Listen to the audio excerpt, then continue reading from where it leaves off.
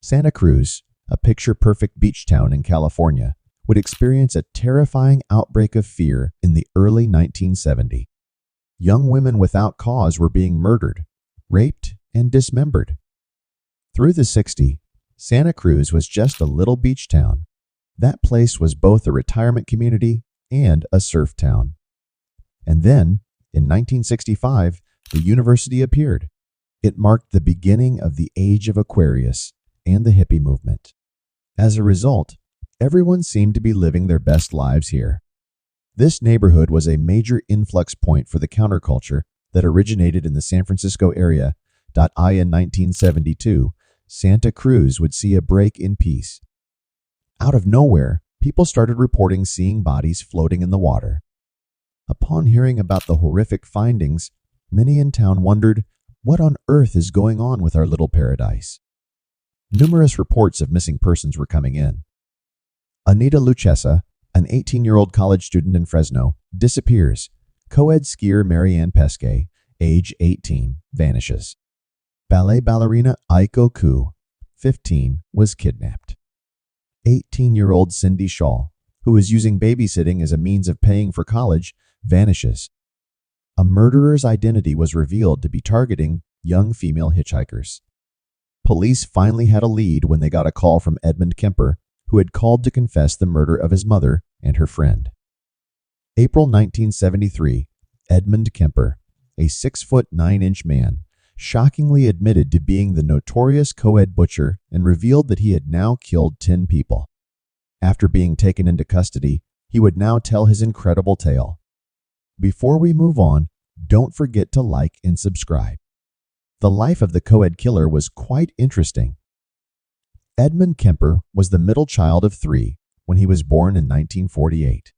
Both his father and mother enforced severe rules and regulations. In other words, there was no room for deviation. Kemper struggled with his mother Clarnell while growing up in Burbank, California, but he looked up to his father.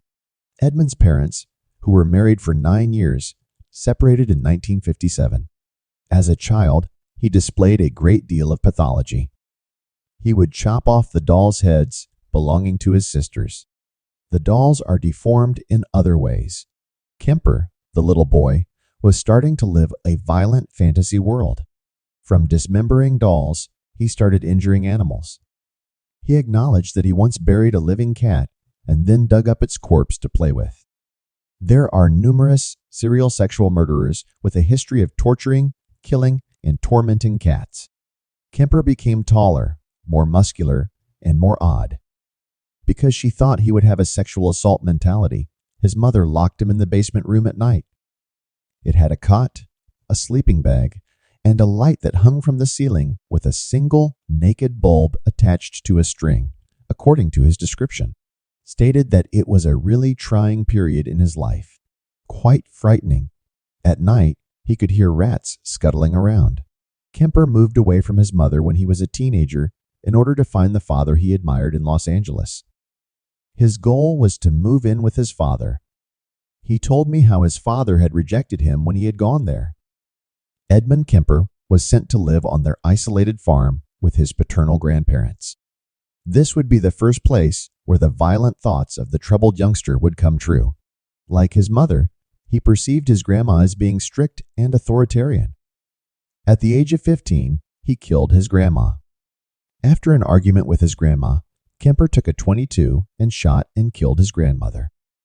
Thinking his grandpa would be angry with him for killing his wife, Kemper shot him too when he returned. When he called his mother later, she advised him to report the incident to the police. Kemper would later claim that he shot his grandma just to see how it felt. Kemper was turned over to the California Youth Authority for his offenses. Several tests revealed that in addition to having a very high IQ, he also had paranoid schizophrenia. Eventually, Kemper was transferred to the maximum security Atascadero State Hospital, which houses prisoners with mental illnesses. Kemper was released in 1969 at the age of 21. In spite of the advice from his prison physicians to live apart from his mother due to her history of abuse and his psychological problems with her, he rejoined her in Santa Cruz, California. Kemper, who went by Big Ed because of his size, 6 feet 9 inches tall and 300 pounds, was turned down for a state trooper position despite his application. However, he did hang out with some Santa Cruz police officers. One gave him handcuffs and a badge from the training school. Another allowed him to borrow a gun. While riding his motorcycle, Kemper was struck by a car in the year he started working for the highway department. He filed a civil suit against the driver of the car, and after suffering severe injuries to his arm, he was awarded a settlement of $15,000. Kemper's inability to work caused him to consider other interests. He observed that there were lots of young ladies in the area who were hitchhiking. Kemper started stashing firearms, knives, and handcuffs, among other items he believed he might need to carry out his murderous fantasies in the new car he purchased with a portion of his settlement money. Initially, Kemper would pick up and release female hitchhikers. But 2 Fresno State students, Marianne Pesky and Anita Lucchesa, would never reach their destination when he offered them a ride. They were reported missing by their families shortly afterward, but their whereabouts remained a mystery until August 15, when Pesky's head was eventually identified after a female head was found in the Santa Cruz woods. But the remains of Lucchesa were never located. Kemper would later testify that he also stabbed Lucchesa after stabbing Pesky and strangling her. He returned the bodies to his apartment after the killings and cut off the heads and hands. It has also been reported that Kemper had sex with their corpses. Later that year, on September 14, 1972, Kemper collected Aiko Ku, then 15, who had chosen to hitchhike instead of waiting for a bus to take her to dance class. She was going to suffer the same fate as Lucchesa and Pesky. Kemper picked up hitchhiker Cindy Shaw in January 1973, acting on his murderous impulses and killing her. Kemper went to his mother's house when she was out, hiding Shaw's body in his room. The next day, he cut her corpse to pieces and threw the pieces into the sea. Later, when they washed up on shore, several parts were found. In his mother's backyard, he buried her head. On February 5, 1973, Kemper helped pull off a double murder by using a campus parking sticker that his mother had given him. He drove to the university and offered rides to Alice Liu and Rosalind Thorpe. Shortly after picking up the 2 young ladies, he shot them, and then, with the critically injured women in his car, he drove past the campus security at the gates. After executing his victims, Kemper removed the bullets from their skulls, chopped off their heads, further dismembered their bodies, and scattered their parts everywhere. Hikers in San Mateo County found some of Thorpe and Liu's remains in March, close to Highway 1. Kemper carried out the 2 murders that would be his final acts in April 1973. He visited his mother on Good Friday, and the 2 had a tense conversation. Kemper struck his mother with a hammer after she fell asleep, and then he used a knife to cut her throat. He then severed her hands and beheaded her, just as he had done to his previous victims, but he also took her larynx and threw it down the garbage disposal. Kemper contacted Sally Hallett, his mother's friend, and invited her to the house after concealing his mother's body parts. Shortly after Hallett arrived, Kemper killed her by strangulation and hid her body in a closet. He confessed to his crimes over the phone with the Santa Cruz police on April 23.